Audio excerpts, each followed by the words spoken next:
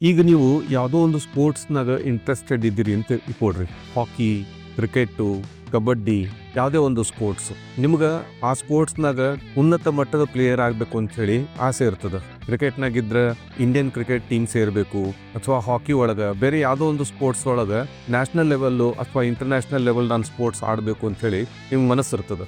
ಆದರೆ ಯಾವುದೋ ಒಂದು ಕಾರಣವಶಾತ್ ನಿಮ್ಗೆ ಪ್ಲೇಯರ್ ಆಗ್ಲಿಕ್ಕೆ ಆಗುದಿಲ್ಲ. ಕೆಲವೊಂದ್ಸತಿ ಟ್ಯಾಲೆಂಟ್ ಕೈ ಕೊಡ್ಬೋದು, ಕೆಲವೊಂದ್ಸಲ ಲಕ್ ಕೈ ಕೊಡ್ಬೋದು, ಇನ್ನು ಕೆಲವೊಂದ್ಸಲ ನಿಮ್ಗೆ ಅವಕಾಶ ಸಿಗದೆ ಇರ್ಬೋದು, ಅಥವಾ ಎಲ್ಲಿಂದ ಸ್ಟಾರ್ಟ್ ಮಾಡಬೇಕು ಏನ್ ಮಾಡಬೇಕು ಅಂತನ್ನೋದು ಗೊತ್ತಿರದೇ ಇರ್ಬೋದು. ಹಂಗಾಗಿ ನೀವು ಆಟ ನಿಲ್ಲಿಸಬಹುದು. ಈ ಆಟದಾಗ ಏನು ಫ್ಯೂಚರ್ ಇಲ್ಲ, ನಾನು ಎಷ್ಟ ಮಾಡಿದ್ರು ನಾನು ಝೋನಲ್ ಲೆವೆಲ್ ಇಂದ ಜಾಸ್ತಿ ಹೋಗ್ಲಿಕ್ಕೆ ಸಾಧ್ಯ ಇಲ್ಲ ಅಂತ ಹೇಳಿ ನಿರಾಶರಾಗಿ ನೀವು ಬಿಟ್ಟು ಬಿಡಬಹುದು. ಆದ್ರೆ ನೀವು ಆಟ ಆಡೋದು ನಿಲ್ಸಿದ ಕೂಡಲೇ ನಿಮ್ಮ ಪ್ಯಾಷನ್ ಸಾಯುವುದಿಲ್ಲ. ನಿಮ್ಗ ಖರೇನ ನಿಮ್ಮ ಆಟದ ಮೇಲೆ ಪ್ರೀತಿ ಇದ್ರ ಅದನ್ನ ಕರೆಕ್ಟ್ ಆಗಿ ಅಂಡರ್ಸ್ಟ್ಯಾಂಡ್ ಮಾಡ್ಕೊಳ್ಳೋದು, ಅದರ ಆಳ ಅಗಲಗಳನ್ನ ಬಿಡಿಸಿ ನೋಡೋದು, ಬ್ರೇಕಿಂಗ್ ಇಟ್ ಡೌನ್ ಅಂತ ಏನ್ ಹೇಳ್ತಾರ. ಆಮೇಲೆ ಆ ಆಟದ ಬಗ್ಗೆ ನಿಮ್ಮ ನಾಲೆಜ್ ಅನ್ನು ಉಪಯೋಗ ಮಾಡಿಕೊಂಡು ಜನರಿಗೆಲ್ಲ ಆ ಆಟವನ್ನ ಸರಳವಾಗಿ ಪರಿಚಯಿಸೋದು, ಜನರಿಗಷ್ಟೇ ಅಲ್ಲ ಆ ಆಟ ಏನ್ ಆಡ್ತಾ ಇರ್ತಾರ ಅವ್ರಿಗೂ ಹೆಲ್ಪ್ ಮಾಡೋದು ಪ್ಲೇಯರ್ಸಿಗೆ. ಸೊ ಹಿಂಗಾಗಿ ನೀವೇನಾದ್ರೂ ಸ್ಪೋರ್ಟ್ಸ್ ನಾಗಿದ್ರೆ ಆ ಸ್ಪೋರ್ಟ್ಸ್ ನ ಆಸ್ ಅ ಪ್ಲೇಯರ್ ಅಂತ ಹೇಳಿ ನೀವು ಕಂಟಿನ್ಯೂ ಮಾಡ್ಕೊಂಡು ಹೋಗ್ಲಿಕ್ಕೆ ಸಾಧ್ಯ ಇರದೇ ಇದ್ರೆ ಒಂದು ಗುಡ್ ನ್ಯೂಸ್ ಅದ, ನೀವು ಸ್ಪೋರ್ಟ್ಸ್ ಅನಲಿಸ್ಟ್ ಆಗ್ಬೋದು. ಇವತ್ತಿನ ಅಲ್ಟರ್ನೇಟಿವ್ ಕರಿಯರ್ ಸ್ಪೋರ್ಟ್ಸ್ ಅನಲಿಸ್ಟ್. ಇವತ್ತಿನ ಈ ಪ್ರೊಫೆಷನ್ ನೋಡೋಕ್ಕಿಂತ ಮುಂಚೆ ನಮ್ಮ ಚಾನೆಲ್ ಸಬ್ಸ್ಕ್ರೈಬ್ ಮಾಡೋದು ಮರಿಬೇಡ್ರಿ. ಯಾಕಂತಂದ್ರೆ ಬಹಳಷ್ಟು ರಿಸರ್ಚ್ ಮಾಡಿ ಅಲ್ಟರ್ನೇಟಿವ್ ಕರಿಯರ್ಗಳ ಬಗ್ಗೆ ಮಾಹಿತಿ ನಾವು ಒದಗಿಸ್ತಾ ಇದ್ದೀವಿ.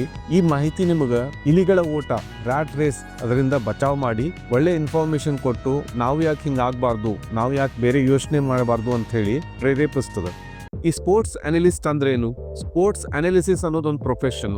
ಇವರು ಟೀಮ್ಗಳಿಗೆ ಚಲೋ ಪರ್ಫಾರ್ಮ್ ಮಾಡ್ಲಿಕ್ಕೆ, ಗೇಮ್ಸ್ ಆಡ್ಲಿಕ್ಕೆ, ಸ್ಟ್ರಾಟಜಿ ಮಾಡ್ಲಿಕ್ಕೆ ಹೆಲ್ಪ್ ಮಾಡ್ತಾರ ಡೇಟಾ ಮುಖಾಂತರ. ಇವರು ಸ್ವತಃ ಆಡುದಿಲ್ಲ, ಇವರು ಕೋಚ್ ಗತೆ ಡೈರೆಕ್ಟ್ ಆಗಿ ಗ್ರೌಂಡಿಗೆ ಹೋಗಿ ಪ್ಲೇಯರ್ಸ್ಗೆ ಕೋಚು ಮಾಡೋದಿಲ್ಲ.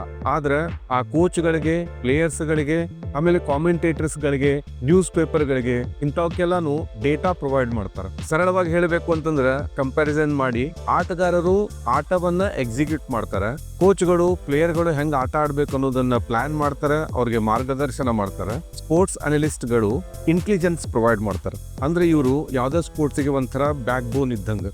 ಇದ್ರೊಳಗೆ ನಿಮ್ಮ ಸ್ಕಿಲ್ನೂ ಇರ್ತದೆ, ಸ್ಪೋರ್ಟ್ಸ್ ಬಗ್ಗೆ ನಾಲೆಜು ಇರ್ತದ, ಆಮೇಲೆ ಬಹಳಷ್ಟು ಥಾಟ್ ಪ್ರೊಸೆಸ್, ಆಲೋಚನೆ ಆಧಾರಿತ ಇರ್ತದೆ. ನೀವು ನೋಡಿರ್ಬಹುದು, ಫಾರ್ ಎಕ್ಸಾಂಪಲ್ ಕ್ರಿಕೆಟ್ನಾಗ ಇಂಟ್ರೆಸ್ಟೆಡ್ ಇದ್ರೆ ಯೂಟ್ಯೂಬ್ನಾಗ ಹೋಗಿ 1980 ಕ್ರಿಕೆಟ್ ಮ್ಯಾಚ್ ನೋಡ್ರಿ, ಆಮೇಲೆ ಇವತ್ತಿಂದು 2026 ಕ್ರಿಕೆಟ್ ಮ್ಯಾಚ್ ನೋಡ್ರಿ. ಅಜಗಜಾಂತರ ವ್ಯತ್ಯಾಸ ಇರ್ತದೆ. ಆ ಸ್ಕೋರ್ ಕಾರ್ಡ್ ಸ್ಕ್ರೀನ್ ಮೇಲೆ ಬರುವುದರಿಂದ ಹಿಡ್ಕೊಂಡು ಆ ಬಾಲರ್ ಹೆಂಗ್ ಬಾಲ್ ಮಾಡ್ತಾನ, ಬ್ಯಾಟ್ಸ್ಮನ್ ಏನ್ ಮಾಡ್ತಾನ, ಅಥವಾ LBW ಕ್ಯಾಚು ಇಂಥದ್ದೇನಾದ್ರು ಅಪೀಲ್ ಆತು ಅಂತಂದ್ರೆ ಮೊದಲು ಯಾವ್ದೋ ಒಂದು ಫೆಸಿಲಿಟಿ ಇರ್ಲಿಲ್ಲ ಅದನ್ನ ರೀಪ್ಲೇ ಮಾಡಿ ನೋಡಿ ಹೇಳಲಿಕ್ಕೆ. ಬರೀ ಟಿವಿ ಒಳಗೆ ಏನ್ ರೀಪ್ಲೇ ಬರ್ತಿತ್ತು ಅದೇ ಇರ್ತಿತ್ತು. ಆದ್ರೆ ಈಗ ಕ್ಯಾಮರಾ ಟೆಕ್ನಾಲಜಿಯಿಂದ ಹಿಡ್ಕೊಂಡು ಅದರೊಳಗಿನ ಸೈನ್ಸ್ ಇಂದ ಹಿಡ್ಕೊಂಡು ಎಲ್ಲ ಟೆಕ್ನಾಲಜಿನೂ ಬಹಳಷ್ಟು ಪ್ರೋಗ್ರೆಸ್ ಆಗಿ ಈ ಆಟಗಾರ ಹೆಂಗ ಆಡಬೇಕು, ಅವ್ ಹೆಂಗ ಆಡಿದ ಅಂತಂದ್ರ ಏನಾಗ್ತದ, ಕ್ಯಾಚ್ ಅದನೋ ಇಲ್ವೋ, ಬೌಂಡ್ರಿ ಹೊರಗ ಅವನಿದ್ದೋ ಇಲ್ವೋ, LBW ಹೌದೋ ಅಲ್ವೋ, ಬಾಲ್ ಟ್ರ್ಯಾಕಿಂಗ್ ಏನು, ಬ್ಯಾಟ್ಸ್ಮನ್ ಸ್ಕೋರ್ಗಳು ಎಷ್ಟು ಮಾಡ್ಯಾನ, ಯಾವ ಟೈಮ್ನಾಗ ಹೆಂಗ್ ಮಾಡ್ಯಾನ, ಆಫ್ ಸೈಡ್ ಹೆಂಗ್ ಹೊಡಿತಾನ, ಲೆಗ್ ಸೈಡ್ ಹೆಂಗ್ ಹೊಡಿತಾನ. ಸೊ ಇಂಥ ಎಲ್ಲಾ ವಿಷಯಗಳನ್ನು ಇವರು ಡೇಟಾದೊಳಗ ಸೆರೆ ಹಿಡಿತಾರ. ಆ ಡೇಟಾ ಮುಖಾಂತರ ಈ ಪ್ಲೇಯರ್ಸ್ ಆಟನು ಇಂಪ್ರೂವ್ ಆಕೋತ ಹೋಗ್ತದ. ಮೊದ್ಲು ಆಟ ಆಡುದಂದ್ರೆ ಬರೀ ಸ್ಕಿಲ್ ಮೇಲೆ ಡಿಪೆಂಡ್ ಇರ್ತಿತ್ತು, ಅಥವಾ ಅವತ್ತಿನ ಮೂಡಿನ ಮೇಲೆ ಡಿಪೆಂಡ್ ಇರ್ತಿತ್ತು. ಆದ್ರೆ ಈಗ ಆ ಮೂಡನ್ನ ಹೆಂಗ್ ಚೇಂಜ್ ಮಾಡಬೇಕು, ಸ್ಕಿಲ್ ಅನ್ನು ಹೆಂಗ್ ಇಂಪ್ರೂವ್ ಮಾಡ್ಕೋಬೇಕು, ವೀಕ್ನೆಸ್ ಅನ್ನ ಹೆಂಗೆ ಸ್ಟ್ರೆಂತ್ ಆಗಿ ಬಳಸ್ಕೋಬೇಕು, ಇವೆಲ್ಲಾನು ಹೆಲ್ಪ್ ಮಾಡೋದು ಸ್ಪೋರ್ಟ್ಸ್ ಅನಲಿಸ್ಟ್ಗಳು. ಈ IPL ಆಗ್ಲಿ ಅಥವಾ ಇಂಟರ್ನ್ಯಾಷನಲ್ ಲೆವೆಲ್ ಕ್ರಿಕೆಟ್ ಆಗ್ಲಿ ಒಂದು ಸಣ್ಣ ಮಾಹಿತಿ ಇಡೀ ಪಂದ್ಯನ ಬದಲಿಸಬಹುದು. ಇದು ಬರೀ ಕ್ರಿಕೆಟ್ಗೆ ಸೀಮಿತ ಅಂತಲ್ಲ, ನೀವು ಕಬಡ್ಡಿ ತಗೋರಿ, ಬ್ಯಾಡ್ಮಿಂಟನ್ ತಗೋರಿ, ಯಾವುದೇ ಆಟ ತಗೋರಿ, ಅಲ್ಲಿ ಆಟಗಾರರ ಪ್ಯಾಟರ್ನ್ ಗಳನ್ನ ನೋಡ್ತಾರ. ಅವ್ರ ಸ್ಟ್ರೆಂತ್ ಏನದ, ಅವ್ರ ವೀಕ್ನೆಸ್ ಏನದ ಅದನ್ನ ಲಿಸ್ಟ್ ಮಾಡಿ ಆಮೇಲೆ ಅದನ್ನ ಇವರು ತಮ್ಮ ಪ್ಲೇಯರಿಗೆ ಹಂಚಿಕೊಂಡಾಗ ಅವರು ಚಲೋತ್ನಂಗ ಸ್ಟ್ರಾಟಜೈಸ್ ಮಾಡಿ ಆಟನ ಇಂಪ್ರೂವ್ ಮಾಡ್ಕೋಬಹುದು. ಸೊ ಹಿಂಗಾಗಿ ಈ ಸ್ಪೋರ್ಟ್ಸ್ ಅನಲಿಸ್ಟ್ಗಳು ಬರೀ ಆಪ್ಷನಲ್ ಅಲ್ಲ, ಇವರು ಬಹಳ ಎಸೆನ್ಷಿಯಲ್. ಸೊ ಇದು ಒಂದು ಜಗತ್ನಾಗ ಅಷ್ಟ ಅಲ್ಲ, ಇಂಡಿಯಾದಾಗೂ ಬಹಳಷ್ಟು ಡಿಮ್ಯಾಂಡ್ ಇರೋ ಪ್ರೊಫೆಷನ್ ಆಗ್ತಾ ಬಂದದ. ಭಾರತದಾಗ ಮೇನ್ ಸ್ಪೋರ್ಟ್ ಅಂದ್ರೆ ಕ್ರಿಕೆಟ್. ಸೊ ಹಿಂಗಾಗಿ ಕ್ರಿಕೆಟ್ ಬಗ್ಗೆನೇ ನಾವು ಜಾಸ್ತಿ ಮಾತಾಡ್ತೀವಿ. ಆದ್ರೆ ನಿಮ್ಮ ಇಂಟ್ರೆಸ್ಟ್ ಬೇರೆ ಯಾವ್ದೋ ಸ್ಪೋರ್ಟ್ಸ್ ನಾಗಿದ್ರು ಅದ್ರೊಳಗೂ ಅವಕಾಶ ಇರ್ತಾವ ಅಂತ ಹೇಳಿ ನಿಮಗ ಮನವರಿಕೆ ಆಗ್ಲಿ. ಕ್ರಿಕೆಟ್ ಇಂಡಿಯಾದಾಗ ಮೇನ್ ಆಟ ಇರೋದ್ರಿಂದ ಈ ಸ್ಪೋರ್ಟ್ಸ್ ಅನಲಿಸ್ಟ್ಗೆ ಎಲ್ಲೆಲ್ಲಿ ಅಪರ್ಚುನಿಟಿ ಇರ್ತಾವಂದ್ರ IPL franchise, state cricket associations, national teams, high performance academies, sports analytics and fantasy platforms ಇಂಥಲ್ಲೆಲ್ಲ ಇವರಿಗೆ ಅವಕಾಶ ಇರ್ತಾವೆ. ಈ ಸ್ಪೋರ್ಟ್ಸ್ ಅನಾಲಿಸ್ಟ್ಗಳು football, badminton, hockey, basketball, table tennis ಯಾವುದೇ ಸ್ಪೋರ್ಟ್ಸ್ ತಗೋರಿ ಎಲ್ಲಾ ಸ್ಪೋರ್ಟ್ಸ್ನೊಳಗೂ ಇವ್ರಿಗೆ ಅವಕಾಶ ಇರ್ತಾವೆ. ಇವ್ರ typical day to day work ಹೆಂಗಿರ್ತದಂತಂದ್ರೆ ಇವರು ಕಂಟಿನ್ಯೂಸ್ ಆಗಿ ಸ್ಪೋರ್ಟ್ಸ್ ಅನ್ನ ನೋಡ್ತಾ ಇರಬೇಕು. ಪ್ರತಿ ಬಾಲ್, ಪ್ರತಿ ಮಿನಿಟ್, ಪ್ರತಿ ಆಟನ್ನ ವಿಶ್ಲೇಷಿಸಬೇಕು. ವಿಡಿಯೋ ಟ್ಯಾಗ್ ಮಾಡಿ ಕಟ್ ಮಾಡೋದು, ಅಪೋನೆಂಟ್ಸ್ ಆಟದ ಶೈಲಿ ಅದನ್ನ ಅಧ್ಯಯನ ಮಾಡೋದು, ಕೋಚ್ಗಳಿಗಾಗಿ ರಿಪೋರ್ಟ್ಸ್ ರೆಡಿ ಮಾಡೋದು, ಟೀಮ್ದು ಟ್ಯಾಕ್ಟಿಕಲ್ ಮೀಟಿಂಗ್ಸ್ ಅದರೊಳಗ ಪಾರ್ಟಿಸಿಪೇಟ್ ಮಾಡೋದು, ಆಮೇಲೆ ಟೀಮ್ಸ್ ಗಳ ಜೊತೆ ಪ್ರಯಾಣ ಮಾಡೋದು. ಸೊ ಇದೊಂಥರ ಗ್ಲಾಮರು ಇರ್ತದ. ಯಾಕಂತಂದ್ರೆ ನೀವು biggest of the Giants legends ಜೊತೆ ನೀವು ಓಡಾಡ್ತಾ ಇರ್ತೀರಿ. ಅವರೆಷ್ಟು ಮೋಟಿವೇಟೆಡ್ ಇರ್ತಾರಂತಂದ್ರ ಆ ಮೋಟಿವೇಶನ್ ನಿಮ್ ಲೈಫ್ನಾಗೂ ಬರ್ತದೆ. ಈ ಸ್ಪೋರ್ಟ್ಸ್ ಅನಾಲಿಸಿಸ್ ಅನ್ನೋದು ಒಂದು ಸಿಂಗಲ್ ರೋಲ್ ಅಲ್ಲ, ಇದರಲ್ಲಿ ಮಲ್ಟಿಪಲ್ ಸ್ಪೆಷಲೈಸೇಷನ್ ಬರ್ತಾವ. ಮೊದಲೇದ್ದು ಪರ್ಫಾರ್ಮೆನ್ಸ್ ಅನಾಲಿಸ್ಟ್, ಇದು ಮೋಸ್ಟ್ ಕಾಮನ್ ಪ್ರೊಫೆಷನ್. ಇದ್ರೊಳಗ ಪ್ಲೇಯರ್ ಪರ್ಫಾರ್ಮೆನ್ಸ್, ಟೆಕ್ನಿಕ್ ಇಂಪ್ರೂವ್ಮೆಂಟ್, ಆಮೇಲೆ ಮ್ಯಾಚ್ ಸಿಚುವೇಶನ್ ಅವು ಬರ್ತಾವ. ಎರಡನೇದ್ದು ಡೇಟಾ ಅಥವಾ ಸ್ಟಾಟಿಸ್ಟಿಕ್ಸ್ ಅನಾಲಿಸ್ಟ್, ಅಂಕಿ ಅಂಶ ಮತ್ತು ಪ್ಯಾಟರ್ನ್ ತಜ್ಞರು. ಇವರು ಹಿಸ್ಟಾರಿಕಲಿ ಅವೈಲೇಬಲ್ ಇದ್ದಿದ್ದ ಲಾರ್ಜ್ ಡೇಟಾ ಸೆಟ್ ಗಳನ್ನ ನೋಡ್ತಾರ. ಟ್ರೆಂಡ್ಸ್ ಅಂಡ್ ಪ್ರೊಬಬಿಲಿಟೀಸ್ ಅಂದ್ರೆ ಒಲವುಗಳು ಮತ್ತು ಸಾಧ್ಯತೆಗಳು ಅವನು ನೋಡ್ತಾರ. ಫಾರ್ ಎಕ್ಸಾಂಪಲ್, ಒಬ್ಬ ಬ್ಯಾಟ್ಸ್ಮನ್ ಪ್ರತಿ ಪಂದ್ಯದೊಳಗ 10 ಬಾಲ್ ಒಳಗ ಔಟ್ ಆಗ್ತಾ ಇದ್ರ ಅದೊಂದು ಟ್ರೆಂಡ್. ಪ್ರೊಬಬಿಲಿಟಿ ಉದಾಹರಣೆ ಕೊಡಬೇಕು ಅಂದ್ರೆ ಒಬ್ಬ ಬೌಲರ್ ಶಾರ್ಟ್ ಬಾಲ್ ಹಾಕಿದ್ರೆ ಬ್ಯಾಟ್ಸ್ಮನ್ 6 ಹೊಡೆಯೋ ಪ್ರೊಬಬಿಲಿಟಿ 80% ಗಿಂತ ಜಾಸ್ತಿ ಇರ್ತದ ಅಂತ ಹೇಳಿ ಇಂಥದನ್ನೆಲ್ಲ ಅವರು ಅನಾಲಿಸಿಸ್ ಮಾಡ್ತಾರ. ಮೂರನೇದ್ದು ಮ್ಯಾಚ್-ಅಪ್ಸ್ ಅಂದ್ರೆ ಮುಖಾಮುಖಿ ಸ್ಪರ್ಧೆ. ಇದ್ರಾಗ ಪ್ಲೇಯರ್ ವರ್ಸಸ್ ಪ್ಲೇಯರ್ ಅಥವಾ ಟೀಮ್ ವರ್ಸಸ್ ಟೀಮ್ ಇದನ್ನ ಅನಾಲಿಸಿಸ್ ಮಾಡಿ ಅವರು ಪ್ಲೇಯರ್ಸಿಗೆ ಮಾಹಿತಿಯನ್ನ ಕೊಡ್ತಾರೆ.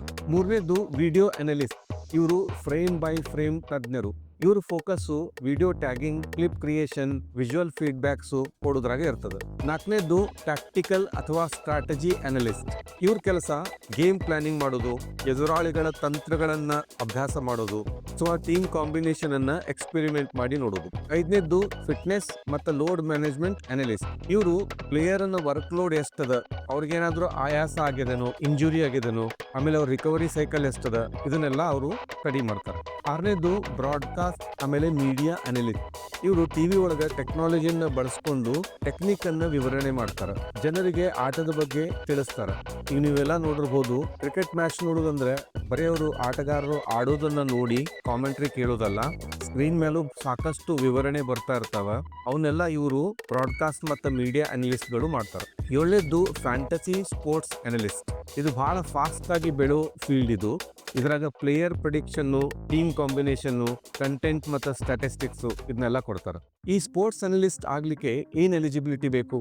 ಇದನ್ನು ಒಬ್ಬ 12th ನಂತರ ಮಾಡಬಹುದು. ಗ್ರಾಜುಯೇಷನ್ ಇದ್ರೆ ಬೆಟರು. ಬಹಳಷ್ಟು ಜನ ಈಗೇನು ಸ್ಪೋರ್ಟ್ಸ್ನಾಗಿದ್ದಾರೆ ಅವರು ಡಿಗ್ರಿಗಳನ್ನು ಹೊಂದಿಲ್ಲ. ಆದರೆ ಈ ಫೀಲ್ಡ್ನಾಗಿರೋ ಡಿಮ್ಯಾಂಡ್ ನೋಡಿ ಬಹಳಷ್ಟು ಕಾಲೇಜುಗಳು ಸ್ಪೋರ್ಟ್ಸ್ ಅನಲಿಸ್ಟ್ ಅಂತ ಹೇಳಿ ಒಂದು ಎಜುಕೇಶನ್ ಸ್ಟ್ರೀಮ್ ಅನ್ನ ಸ್ಟಾರ್ಟ್ ಮಾಡ್ಯಾರ. ಒಂದು ಎಲಿಜಿಬಿಲಿಟಿ ಅಂತಂದ್ರೆ ನಿಮ್ಗೆ ಆಟದ ಬಗ್ಗೆ ಸಾಕಷ್ಟು ಇಂಟ್ರೆಸ್ಟ್ ಇರಬೇಕು, ಅದ್ರ ಬಗ್ಗೆ ಜ್ಞಾನ ಇರಬೇಕು. ನೀವೇನಾದ್ರೂ ಆಟ ಆಡಿದ್ದೀರಂದ್ರೆ ಅದು ನಿಮ್ಗೆ ಹೆಲ್ಪ್ ಆಗ್ತದೆ, ಆದ್ರೆ ಅದು ಕಂಪಲ್ಸರಿ ಅಲ್ಲ. ನೀವು ಎಜುಕೇಶನ್ ನೋಡಿದ್ರೆ ಇದ್ರಾಗ 2 ಆಪ್ಷನ್ ಅವ. ಒಂದು ಸ್ಪೋರ್ಟ್ಸ್ ಫೋಕಸ್ಡ್, ಅದರೊಳಗೆ ಸ್ಪೋರ್ಟ್ಸ್ ಸೈನ್ಸ್ ಅದ, ಸ್ಪೋರ್ಟ್ಸ್ ಮ್ಯಾನೇಜ್ಮೆಂಟ್ ಅದ, ಆಮೇಲೆ ಪರ್ಫಾರ್ಮೆನ್ಸ್ ಅನಾಲಿಸಿಸ್ ಅದ.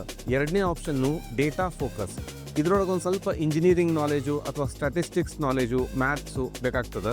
ಆಮೇಲೆ ಬೇರೆ ಬೇರೆ ಟೆಕ್ನಾಲಜಿನ ಹೆಂಗೆ ಯೂಸ್ ಮಾಡಬೇಕು ಅದರ ನಾಲೆಜು ಬೇಕು.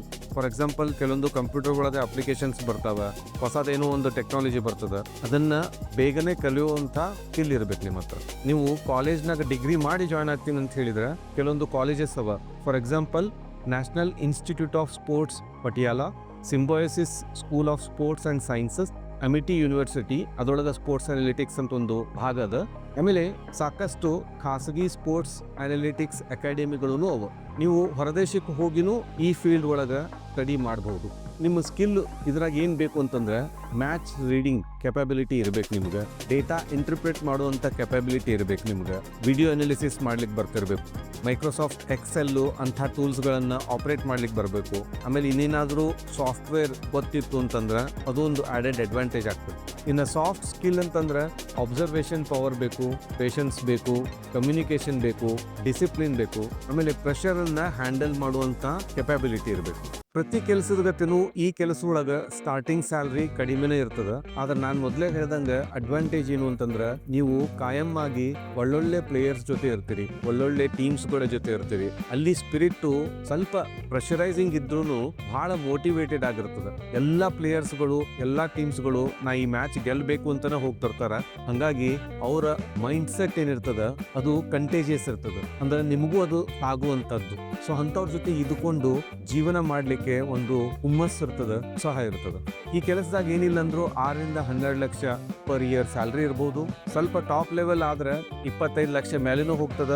ನೀವು ಬಹಳ ಸ್ಕಿಲ್ಫುಲ್ ಆಗಿದ್ರಿ ಅಂದ್ರೆ IPL ಫ್ರಾಂಚೈಸ್ಗಳೇನಾದ್ರೂ ನಿಮ್ಗೆ ಅಪಾರ್ಚುನಿಟಿ ಕೊಟ್ರೆ ಅಲ್ಲಿ ಬಹಳಷ್ಟು ನೀವು ದುಡ್ಡು ಮಾಡ್ಕೋಬಹುದು. ಕೆಲವೊಬ್ರು ಫೇಮಸ್ ಸ್ಪೋರ್ಟ್ಸ್ ಅನಲಿಸ್ಟ್ ಗಳಿದ್ದಾರೆ, ಅವರ ಹೆಸರನ್ನು ನೋಡೋಣ. ಒಬ್ರು ಪ್ರಸನ್ನ ಅಗೋರಾಮ್, ಇವರು IPL ಅನಲಿಸ್ಟ್ ಇದ್ದಾರೆ.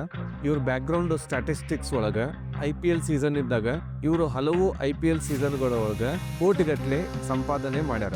ಇನ್ನೊಬ್ರು ನಾರ್ಥನ್ ಲೀಮನ್ ಅಂತ ಹೇಳಿ ಇಂಗ್ಲೆಂಡ್ ದವರು, ಅವರು 150,000 ಪೌಂಡ್ಸ್ ಗಿಂತನೂ ಜಾಸ್ತಿ ಸ್ಯಾಲ್ರಿ ಪಡಿತಾರ.